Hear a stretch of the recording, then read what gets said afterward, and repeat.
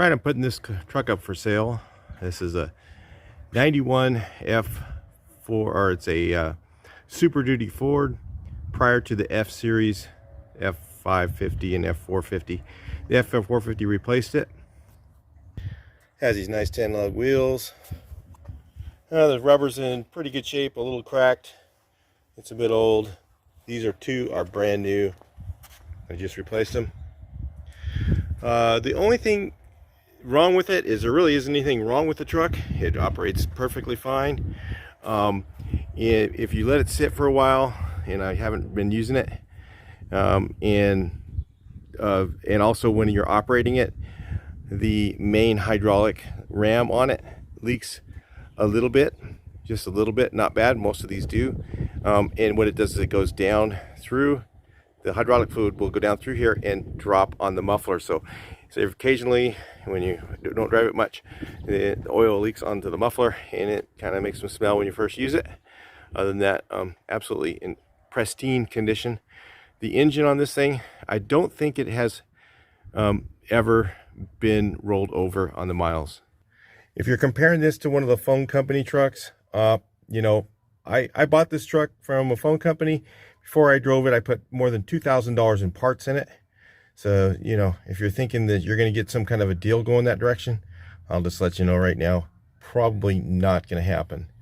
So I think, what is that, 72,000 miles? Here's the emissions from it. Here's the actual emissions test. It just got done. And if you notice, it measures 26 at idle, 20 at cruise, hydrocarbons, and 30 and 20. So it runs super clean. Truck runs fantastic. There's no issues with the engine at all. The transmission, I just had the clutch done not too long ago, and we'll start it up real quick and let you listen to it. So let's start it up. The air conditioning works perfectly. Blows ice cold, no issues. Right now blowing out the vents, nice and ice cold. Let me turn it off so you can hear the engine. So the transmission was rebuilt right when I got the truck. I bought it with 55,000 miles on it. It has 72 on it now, so the transmission works pretty flawlessly. It is a 5-speed or 4-speed with overdrive, reverse. That's what that is. I've got a Sony radio in here. It's not really the greatest radio, but it's okay. It's got some tweeters up here. Nothing special. Listen to it. Sounds perfectly smooth. You notice there's new hoses. I kept this truck highly maintained. Very well maintained. Water pump has probably 10,000 miles on it. I use this truck all over the state of California. It's been to the Bay Area. It's been up to, I think almost up to Redding. It's been all over California for jobs that I was doing. I replaced it with a trailer because then it's just a little easier for me. So I use one of these towable boom lifts. I was using this one, but it's diesel and now California won't let me use it. And I replaced it with one of these trailer booms just because of cost. It is much more convenient to have the bucket truck, but monthly net for this thing is a little less. So again, this truck was maintained to be able to just get in it and go when needed. I drive it all over the state of California. I've driven it again up to the Fresno, to Bakersfield to do work, and it had no issues with going there and back. Trustworthy. The only thing that, you know, happens every once in a while, and when you go on those road trips, is when the tires are old, you know, you'll end up having a blowout, which I had last time I took it out. But that was instead of replacing one tire, I replaced both on the same axle, because sometimes one will damage the other. I just want to be safe. I try and do the best thing I can to maintain this truck and keep it very well operating. This is a 6.5 gigawatt generator. Most of these only have 4,000, so 6.5 is a lot more juice, especially if you're running a welder. It's got 220 set up there. That's what that one is. I think think it's got 220 on it. I believe that's what that is, but I think it used to say 220 on it. I've never used it, so I don't know. Maybe you can know by the plug yourself. Okay, it has 2 sets of controls, or 3 actually. Not many of them have all of these things. This has stow for the bucket, so you can tilt your basket however you want. It does not have a swivel, which most of them don't have. This is a TEL29 lift, so yeah, it does have 220. So right here, so 220, and they got the breakers for that. It runs on 2 different types of power. So the hydraulic system operates either on electric power or it runs off the generator, which you hold it till it starts and then let go. It's on choke right now. Once it warms up, it works perfectly. Starts running a little bit smoother once it gets up to, takes about 5 minutes, so we won't wait for that. So it operates perfectly. What do we have on the hours?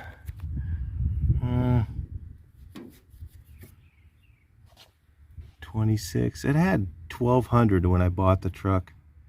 So that's how many hours we put on it, and I've changed the oil on that thing many times. So keep that in mind.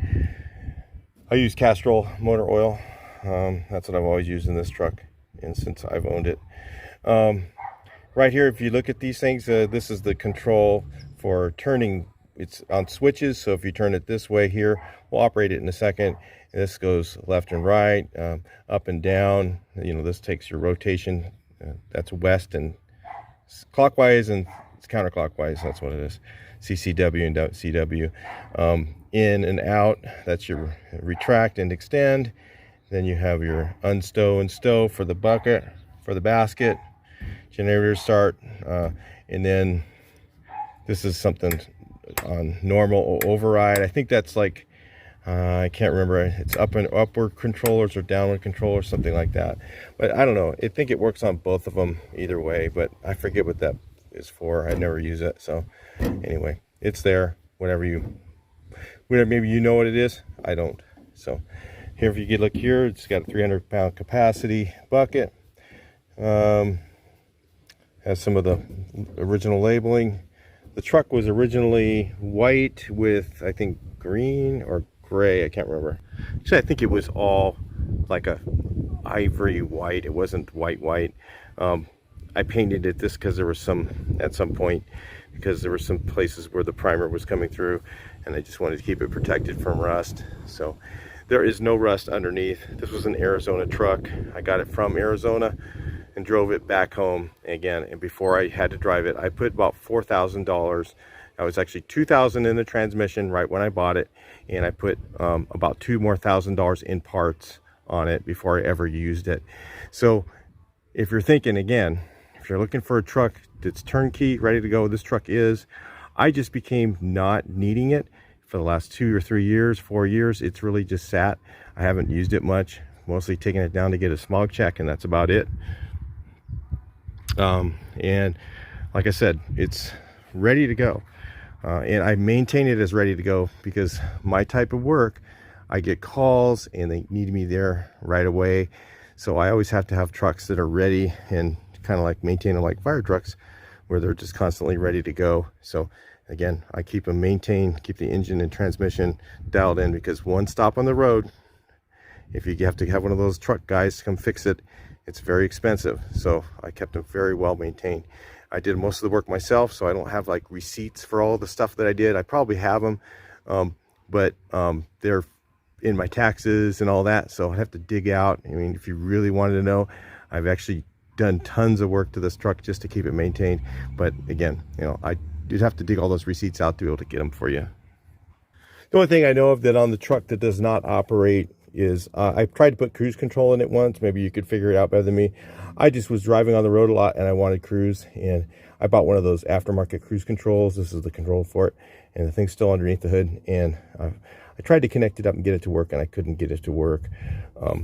It already is set up with magnetic cell phone holder for your GPS. It's your you just put it on with magnet. If you don't have one of those, it's really nice to have. There. You're launched. But that's how you put it. I usually use that. It doesn't fall off. I mean, I imagine it would if you hit a really big bump. This truck's very, very stiff suspension. I always tell the guys, always wear your seat belts in it, because when you hit a really big bump, it will let you know. And the guys were driving with no seat belts on once, and they hit their heads in the ceiling. So this is the original paint that was on it. It's the original color. I didn't paint it those colors. One reason I didn't, because I just wanted it to look like a city truck, because then I don't get hassled as much. Little trick there. This truck will be sold empty, so all of these tools will be removed. But I'm just showing you what it's like inside. There, it has these cool, really long drawers on the other side. So it's got these little shelf here. It's really handy. Been a great truck. Like I said, I hate to sell it, but the annual cost of keeping it is just not really worth having. It's just it cost me a couple $1,000 a year just to register it and insure it, and smog and all that stuff. And when I'm not using it, it's just not worth the benefit of having it. So unfortunately, I just have to let it go. I added some LED lights down here. Wanted to have a little bit better lighting on the truck. Oh, this one's stuck. Probably something to do here. Probably that it hasn't been used in months. Keep painting this one.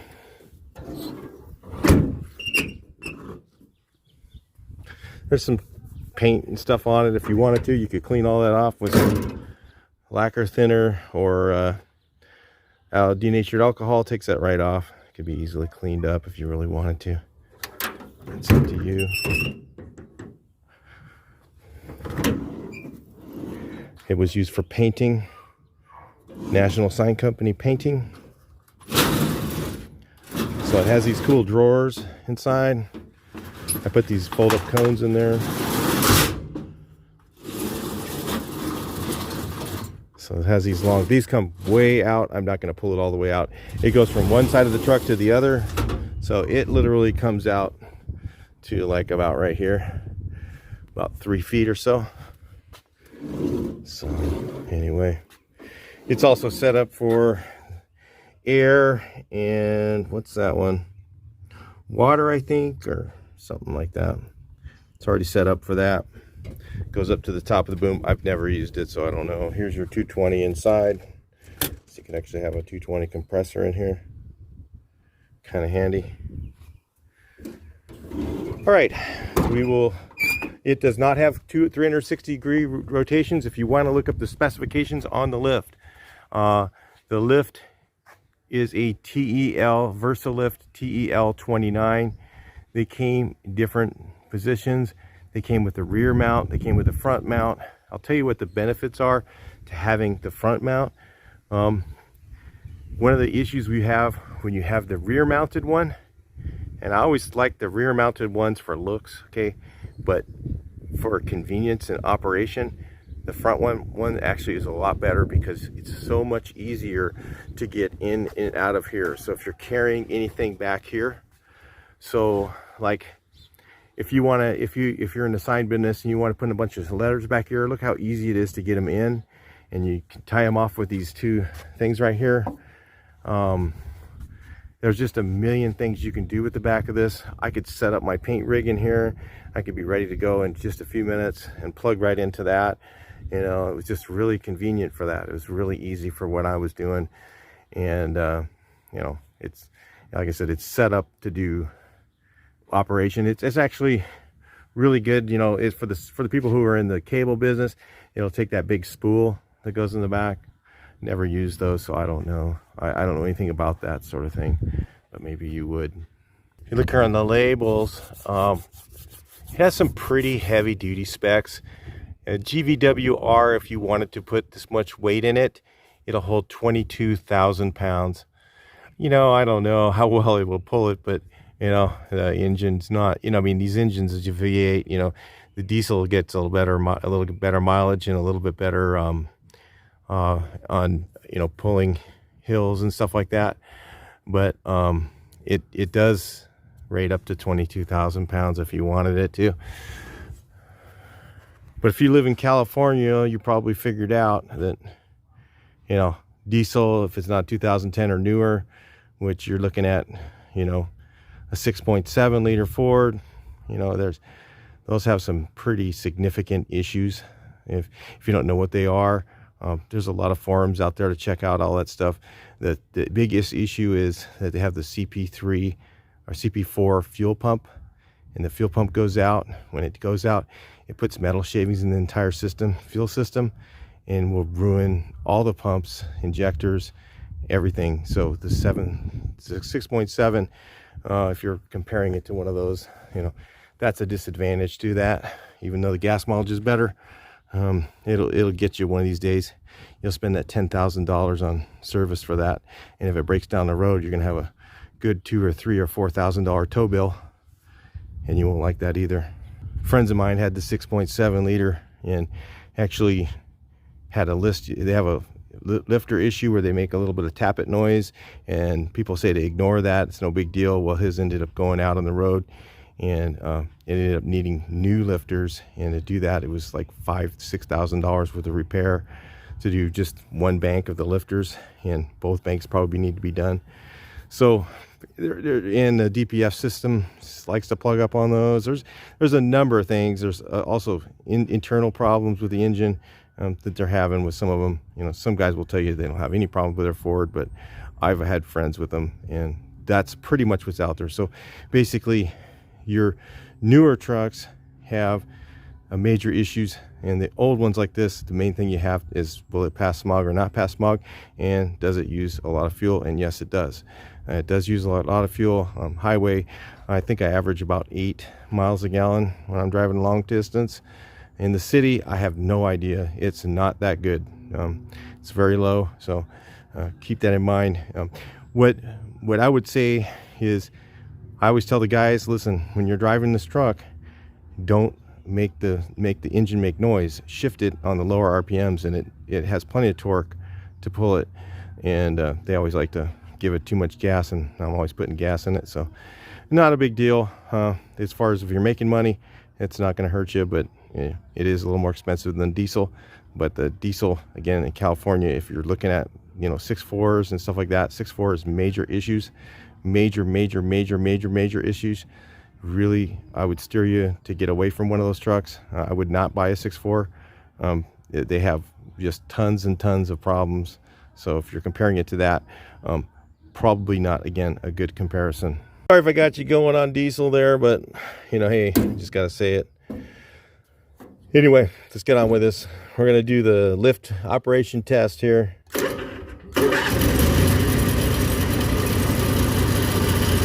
This I haven't ran in forever. Let me warm it up. I'll bring you back in. So she's just about warmed up now. Let's go ahead and start operating. So we go to unstow. So it'll unlevel itself. It's nice. You can Superman the basket if you need to. And then it goes to up. And there is a lift. There's a strap on there. If you don't have that on there, it's a real expensive fine in the state of California. So it goes all the way up. This thing operates really fast. So it'll go all the way up. See, out,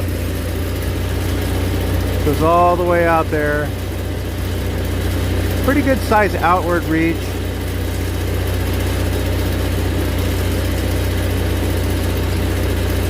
Nice and smooth. It's all the way out. Comes back in. If you've noticed, if you've ever operated one of these lifts, this thing moves super fast in comparison to like a rental machine. They don't operate nearly as fast as this thing does. So CCW rotates around. It does not have 360-degree rotation.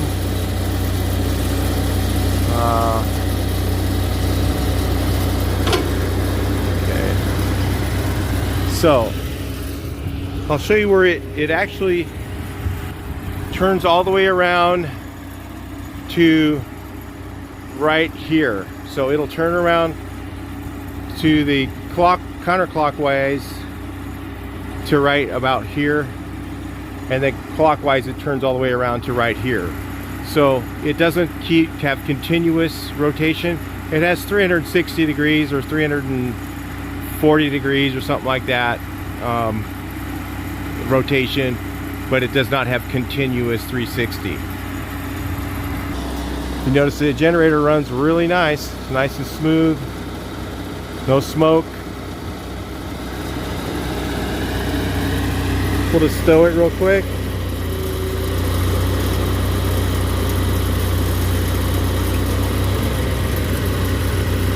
And then turn it off.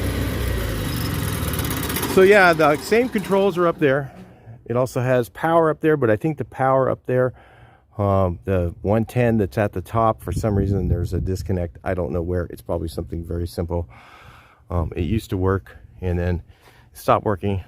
Might be something stupidly easy. I just run extension cord myself. And you know, all the lights work, the strobes work on it. You know, overall it's a great truck. It's ready to work.